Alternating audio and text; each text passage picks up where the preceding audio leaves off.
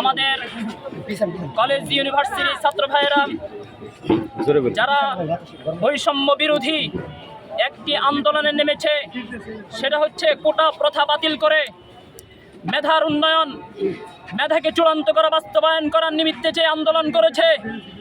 যদিও সূচনা লগ্নে এই আন্দোলন শুধু একটা শ্রেণীর সাথে সম্পৃক্ত ছিল, যারা সরকারি চাকরিতে অ্যাপ্লাই করবে তাদের সাথে সম্পৃক্ত ছিল, শান্তিপূর্ণ আন্দোলন ছিল। কিন্তু সেই শান্তিপূর্ণ আন্দোলনের মধ্যে যখন এই দেশের সরকার তার গুন্ডা বাহিনীর মাধ্যমে নিরীহ ছাত্রদের উপর অত্যাচার চালিয়েছে, তখন আর শুধু কেবল তাদের সাথে সম্পৃক্ত থাকে না, আন্দোলন গোটা বাংলাদেশের সমস্ত মানুষের সাথে সম্পৃক্ত হয়ে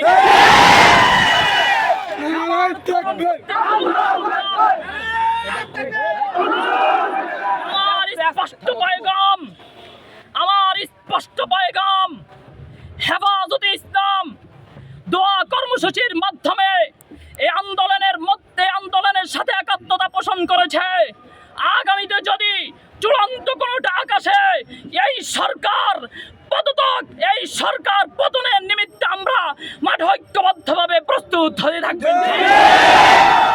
ইনশাআল্লাহ আমরা এখন শান্তিপূর্ণ পরিবার ধরে আমরা স্পষ্ট ভাষায় বলে দিতে চাই, এই আওয়ামী সরকার শুধু এই কোটা বিরোধী ছাত্র আন্দোলনের বিরুদ্ধে সে শুধু জিহাদ ঘোষণা করে নাই, ইতিপূর্বে শত শত কওমি এবং স্কুল কলেজ ভার্সিটির ছাত্রদেরকে কুত্তা লীগের মতো এরকম হারাম বাহিনী তাদেরকে হত্যা করেছে। আমরা স্পষ্ট ভাষায় বলে দিতে চাই, তাদের সময় গনিয়ে এসেছে।